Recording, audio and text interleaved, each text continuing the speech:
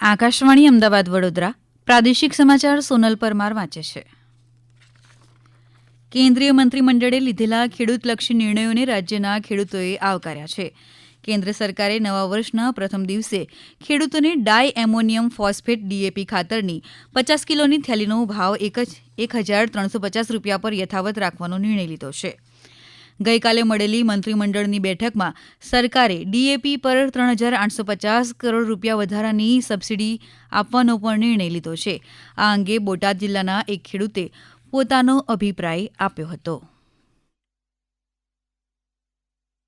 મારું નામ ધનરાજભાઈ છે અને આ સરકારે જાહેરાત કરી છે. અમારે ઘણી બધી જમીન છે, સરકારથી આ જાહેરાત થઈ છે એટલે અમને લાભ મળે એની માટે ખુદ સરકારનો ધન્યવાદ, આભાર. આ નિર્ણય અંગે ખેડા જિલ્લાના એક ખેડૂતે પોતાનો પ્રતિભાવમાં આ મુજબ જણાવ્યું. હું નરોત્તમ ડી પટેલ, થવાદ લાટ, તાલુકો કપડવંજ, જિલ્લો ખેડા. આપણોને સરકારશ્રી તરફથી જે ડીએપી અત્યારે 1,350માં આપવામાં આવે છે, અત્યારે ઇન્ટરનેશનલ માર્કેટમાં ઘણો ભાવ વધારો આવ્યો છે, તો પણ સરકારશ્રી આપણોને હજુ આ જ ભાવે આપે છે, તો સરકારશ્રીનો ખૂબ ખૂબ આભાર. અમદાવાદમાં સાયન્સ સિટી ખાતે આજે મુખ્યમંત્રી ભૂપેન્દ્ર પટેલના હસ્તે Ahmedabad computer merchants association ACMA tech એક્સપોનું ઉદઘાટન કરવામાં આવ્યું. મુખ્યમંત્રીએ સમગ્ર દેશમાંથી આવેલા 104થી વધુ ટેકનોલોજી પ્રદર્શકોના સ્ટોલની મુલાકાત લીધી હતી. ઉલ્લેખનીય છે કે ACMA ટેક એક્સપો 2 થી 4 જાન્યુઆરી 2025 દરમિયાન અમદાવાદ સાયન્સ સિટીમાં વિજ્ઞાન ભવન ખાતે યોજાશે. ACMA ટેક એક્સપોનો મુખ્ય હેતુ દેશભરના ટેકનોલોજી પ્રદર્શકોને એકસાથે લાવવાનો તેમજ ટેકનોલોજી ક્ષેત્રમાં નવીનતા અને સહયોગને પ્રોત્સાહન આપવાનો છે. મુખ્યમંત્રી ભૂપેન્દ્ર પટેલના નેતૃત્વમાં ગઈકાલે મળેલી રાજ્ય મંત્રીમંડળની બેઠકે નવી 9 મહાનગરપાલિકાઓ કાર્યરત કરવાની મંજૂરી આપવામાં આવી હતી. નવી મહાનગરપાલિકાઓ તાત્કાલિક અસરથી અમલમાં આવતા આ નગરપાલિકાઓની વર્તમાન પાંખની અવેજીમાં હવે સંબંધિત જિલ્લા કલેક્ટરો મહાનગરપાલિકાઓના વહીવટદાર તરીકે ફરજો બજાવશે. આ અંતર્ગત મહેસાણા, નવસારી, નડિયાદ, વાપી, આણંદ, સુરેન્દ્રનગર, પોરબંદર, મોરબી, ગાંધીધામના જિલ્લા કલેક્ટરો આ મહાનગરપાલિકાના વહીવટદાર તરીકે પણ કાર્યભાર સંભાળશે. રાજ્ય સરકારે 9 નગરપાલિકાને મહાનગરપાલિકા જાહેર કરી છે, જેમાં મહેસાણાનો પણ સમાવેશ કરાયો છે. અમારા મહેસાણા જિલ્લાના પ્રતિનિધિ જયંતિ ચૌધરી જણાવે છે કે મહેસાણાના 14 ગામ તેમાં સામેલ કરાયા છે.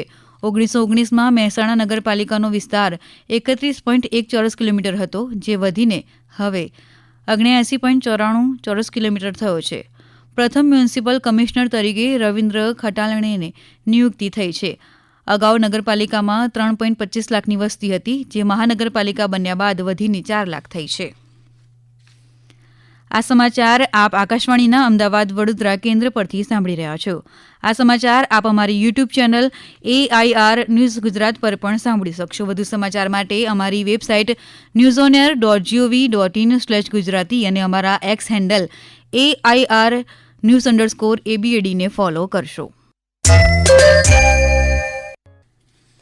સંગઠન પર્વ અંતર્ગત આજે ગાંધીનગરમાં કમલમ કાર્યાલય ખાતે ભારતીય જનતા પાર્ટીની મહત્વની બેઠક ચાલી રહી છે. સંગઠન મહામંત્રી રત્નાકર અને મુખ્ય ચૂંટણી અધિકારી ઉદય કાનગડની અધ્યક્ષતામાં યોજાયેલી આ બેઠકમાં શહેર પ્રમુખ અને જિલ્લા પ્રમુખોની ચૂંટણી અંગે વયમર્યાદા સહિતના ધારાધોરણો અંગે માર્ગદર્શન આપવામાં આવશે. બેઠકમાં સહ ચૂંટણી અધિકારીઓ, ધારાસભ્યો, જિલ્લાઓના ચૂંટણી અધિકારીઓ, જિલ્લા પ્રમુખો પણ ઉપસ્થિત રહેશે. ઉલ્લેખનીય છે કે આજથી ભારતીય જનતા પાર્ટીના મહાનગરોના શહેર પ્રમુખ અને જિલ્લા પ્રમુખોની ચૂંટણી પ્રક્રિયા શરૂ થઈ રહી છે. ખેલ મહાકુંભ 3.0ની તૈયારીના ભાગરૂપે આજે ગાંધીનગર જિલ્લાના રાંધેજા ખાતે આયોજિત કાર્યક્રમમાં ગૃહ રાજ્યમંત્રી હર્ષ સંઘવી હાજર રહ્યા હતા. ખેલ મહાકુંભના ભાગરૂપે ગાંધીનગર ઇન્ટરનેશનલ પબ્લિક સ્કૂલ ખાતે તાલુકા લેવલની વોલીબોલ, દોરડા ખેંચ, કબડ્ડી, ખોખો, એથ્લેટિક્સ જેવી સ્પર્ધાઓ યોજાઈ હતી. સ્પર્ધામાં વિજેતા બનનાર ખેલાડી તાલુકા સ્તરે રમશે. કુલ 380 ખેલાડીઓ આ સ્પર્ધાઓમાં ભાગ લીધો હતો. અરવલ્લી જિલ્લામાં સાયબર ક્રાઇમ વિશે માહિતી આપતો જાગૃતિ કાર્યક્રમ યોજાયો. અમારા અરવલ્લી જિલ્લાના પ્રતિનિધિ જણાવે છે કે લોકોમાં જાગૃતિના અભાવે આ પ્રકારની ઘટનાઓ ઘટવા પામતી હોય છે. લોકો ઠગાઈનો ભોગ ન બને તે માટે અરવલ્લી જિલ્લા પોલીસ દ્વારા જાગૃતિ કાર્યક્રમ મોડાસા મહાલક્ષ્મી ટાઉન હોલ ખાતે યોજવામાં આવ્યો હતો.